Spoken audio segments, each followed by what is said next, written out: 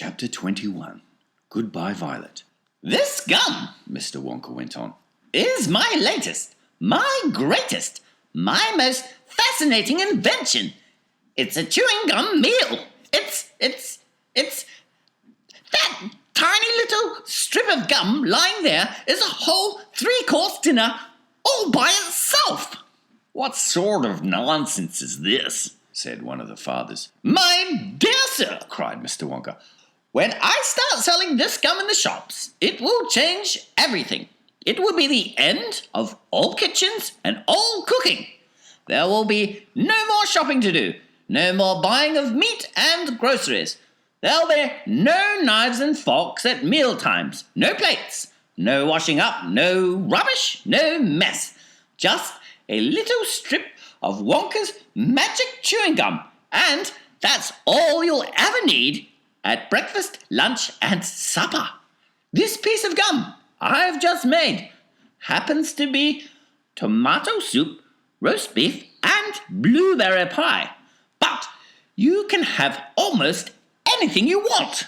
"What do you mean it's tomato soup, roast beef, and blueberry pie?" said Violet Beauregard. "If you were to start chewing it," said Mr. Wonka, "then that is exactly what you would get on the menu. It's absolutely amazing. You can actually feel the food going down your throat and into your tummy. And you can taste it perfectly. And it fills you up. It satisfies you. It's terrific." "It's utterly impossible," said Veruca Salt. "Just so long as it's gum," shouted Violet Beauregard. "Just so long as it's a piece of gum and I can chew it, then that's for me." And quickly she took her own world record piece of chewing gum out of her mouth and stuck it behind her left ear. "Come on, Mr. Wonka," she said. "Hand over this magic gum of yours and we'll see if the thing works." "Now, Violet," said Mrs. Beauregard, her mother. "Don't let's do anything silly, Violet. I want the gum," Violet said obstinately. "What's so silly?" "I would rather you didn't take it," Mr. Wonka told her gently. "You see, I haven't got it quite right yet. There are still 1 or 2 things." "Oh, to blazes with that," said Violet, and suddenly, before Mr. Wonka could stop her, she shot out a fat hand and grabbed the stick of gum out of the little drawer and popped it into her mouth. At once, her huge, well-trained jaws started chewing away on it like a pair of tongs. "Don't!" said Mr. Wonka. "Fabulous!" shouted Violet. "It's tomato soup! It's hot and creamy and delicious! I can feel it running down my throat!" "Stop!" said Mr. Wonka. "The gum isn't ready yet! It's not right!" "Of course it's right!" said Violet. "It's working beautifully! Oh my, what lovely soup this is!" "Spit it out!" said Mr. Wonka. "It's changing!" shouted Violet, chewing and grinning both at the same time. "The second course is coming up! It's roast beef! It's tender and juicy! Oh boy, what a flavor! The baked potato is marvelous too! It's got a crispy skin and it's all filled with butter inside." "But how interesting, Violet," said Mrs. Beauregard. "You are a clever girl." "Keep chewing, baby," said Mr. Beauregard. "Keep right on chewing. This is a great day for the Beauregards. Our little girl is the first person in the world to have a chewing gum meal." Everybody was watching Violet Beauregard as she stood there chewing this extraordinary gum. Little Charlie Bucket was staring at her, absolutely spellbound, watching her huge rubbery lips as they pressed and unpressed with the chewing. And Grandpa Joe stood beside him, gaping at the girl. Mr. Wonka was wringing his hands and saying, "No, no, no, no, no! It isn't ready for eating! It isn't right! You mustn't do it!" "Blueberry pie and cream!" shouted Violet. "Here it comes! Oh my, it's perfect! It's beautiful! It's exactly as though I'm swallowing it! It's as though I'm chewing and swallowing great big spoonfuls of the most marvelous blueberry pie in the world!" "Good heavens, girl!" shrieked Mrs. Beauregard suddenly, staring at Violet. "What's happening to your vanish, said Violet. It's turning blue, screamed Mrs. Beauregard. Your nose is turning blue as a blueberry. Your mother is right, shouted Mr. Beauregard. Your whole nose has gone purple. What do you mean? Said Violet, still chewing away. Your cheeks, screamed Mrs. Beauregard. They're turning blue as well. So is your chin. Your whole face is turning blue. Spit that gum out at once, ordered Mr. Beauregard. Mercy, save us, yelled Mrs. Beauregard. The girl's going blue and purple all over. Even her hair is changing color. Violet, you're turning violet, Violet. What is happening to you? I told you I haven't got it quite right, sighed Mr. Wonka, shaking his head sadly. I'll say you haven't, cried Mrs. Beauregard. Just look at the girl now. Everybody was staring at Violet, and what a terrible, peculiar sight she was. Her face and hands and legs and neck, in fact, the skin all over her body, as well as her great big mop of curly hair, had turned a brilliant purplish blue, the colour of blueberry juice. It always goes wrong when we come to the dessert, sighed Mr. Wonka. It's the blueberry pie that does it, but I'll get it right one day. You wait and see. Violet! Screamed Mrs. Beauregard. You're swelling up. I feel sick, Violet said.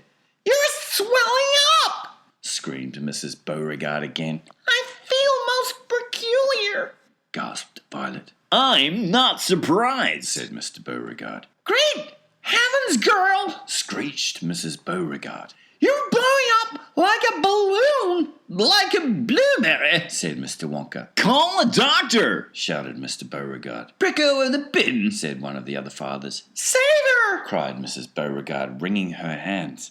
But there was no saving her now. Her body was swelling up and changing shape at such a rate that within a minute it had turned into nothing less than an enormous round blue ball, a gigantic blueberry, in fact. And all that remained of Violet Beauregard herself was a tiny pair of legs and a tiny pair of arms sticking out of the great round fruit, and a little head on top. It always happens like that, sighed Mr. Wonka. I've tried it 20 times in the testing room on 20 Oompa-Loompas, and every one of them finished up as a blueberry. It's most annoying. I just can't understand it. But I don't want a blueberry for a daughter, yelled Mrs. Beauregard. Put her back to what she was this instant. Mr. Wonka clicked his fingers, and 10 Oompa-Loompas appeared immediately at his side. Roll Miss Beauregard into the boat, he said to them, and take her along to the juicing room at once. The juicing room, cried Mrs. Beauregard. What are they going to do to her there? Squeeze her, said Mr. Wonka. We've got to squeeze the juice out of her immediately. After that, we'll just have to see how she comes out. But don't worry, my dear Miss Beauregard. We'll get her repaired if it's the last thing we do. I am sorry about it all. I really am. Already, the 10 Oompa-Loompas were rolling the enormous blueberry across the floor of the inventing room towards the door that led to the chocolate river where the boat was waiting. Mr. and Mrs. Beauregard hurried after them. The rest of the party, including little Charlie Bucket and Grandpa Joe, stood absolutely still and watched them go. Listen, whispered Charlie. Listen, Grandpa. The Oompa-Loompas in the boat outside are starting to sing. The voices, 100 of them singing together, came loud and clear into the room. Dear friends, we surely all agree there's almost nothing worse to see than some repulsive little bum who's always chewing gum. It's very near as bad as those who sit around and pick the nose. So please believe us when we say that chewing gum will never pay. This sticky habit's bound to send the chewer to a sticky end. Did any of you ever know a person called Miss Bigelow? This dreadful woman saw no wrong in chewing all day long. She chewed while bathing in the tub. She chewed while dancing at her club. She chewed in church and on the bus. It really was quite ludicrous. And when she couldn't find her gum, she'd chew up the linoleum. Or anything that happened near a pair of boots, the postman's ear, or other people's underclothes. And once she chewed her boyfriend's nose. She went on chewing till at last her chewing muscles grew so fast that from her face her giant chin stuck out just like a violin. For years and years she chewed away, consuming 50 bits a day, until one summer's eve, alas, a horrid business came to pass. Miss Bigelow went late to bed. For half an hour she lay and read, chewing and chewing all the while like some great clockwork crocodile. At last she put her gum away upon a special little tray, and settled back and went to sleep. She managed this by counting sheep. But now how strange, although she slept, those massive jaws of hers still kept on chewing through the night, even with nothing there to bite. They were, you see, in such a groove, they positively had to move, and very grim it was to hear in pitchy darkness loud and clear. This sleeping woman's great big trap opening and shutting, snap, snap, snap, faster and faster, chop, chop, chop. The noise went on, it wouldn't stop. Until at last her jaws decide to pause and open extra wide, and with the most tremendous chew, they bit the lady's tongue in two. Thereafter, just from chewing gum, Miss Bigelow was always dumb and spent her life shut up in some disgusting sanatorium. And that is why we'll try so hard to save Miss Violet Beauregard from suffering an equal fate. She's still quite young, it's not too late. Provided she survives the cure, we hope she does, we can't be sure.